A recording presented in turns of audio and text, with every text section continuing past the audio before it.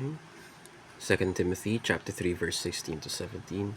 All scripture is God-breathed and is useful for teaching, rebuking, correcting, and training in righteousness. Alright, maligayang araw sa ating lahat. Ako si Aaron John Lumabang, itong aking daily devotion para sa araw na ito, at ang tatalakayan nating paksa ay tungkol sa inerrancy. At may error ba ang Biblia?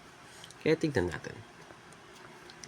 What is our concept, no? So, dumako po tayo agad sa konsepto nating inerrancy, which is truthfulness. Na inerrancy refers to the belief that the Bible in its original manuscripts. So, syempre, daan-daanan na natin ating mga teachings ngayon na ang unang teaching ay inerrancy applies to the original manuscripts. So, ang mga original na manuscript ay, ang mga tinutukoy dito ay mga scripture, mga unang kopya na na-produce noong panahon ng mga apostol o mga propeta na ginamit bilang mga medium upang ipalaganap ang salita, no? Ang mabuting news, or to record the current events that happened, no?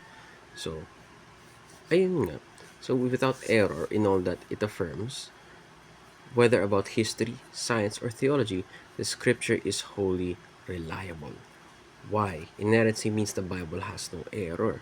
So, kailangan natin tignan yung mga bagay-bagay dito na minsan na tumataliwas sa modern science natin. Sabihin natin na sinasabi nila hindi nabuo ang mundo sa 7 araw o iba-iba mga inconsistencies. Ngunit kailangan natin maalahanin na the Bible is the truth.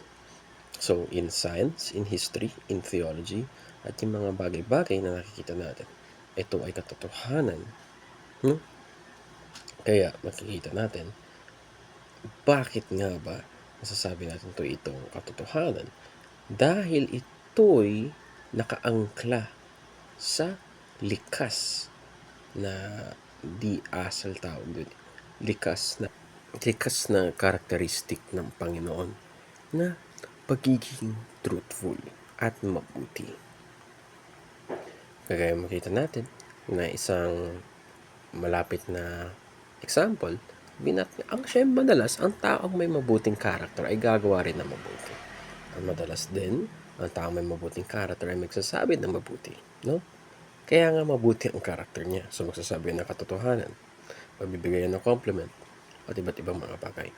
Sa ganun, makikita natin na nakaangkla ito sa likas na kabutihan ng Panginoon, katotohanan ng Panginoon. Dahil siya'y liwanag, siyang kabutihan, siya ang pinaka-representasyon ng mga bagay na ito.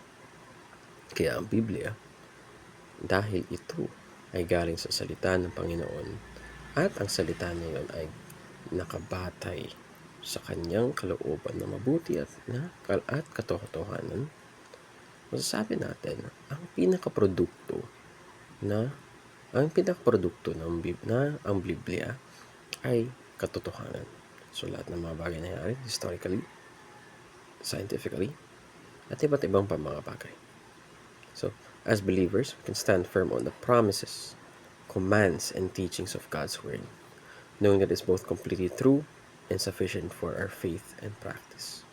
So, ayun lamang. Salamat po sa pakikinig at mabuhay.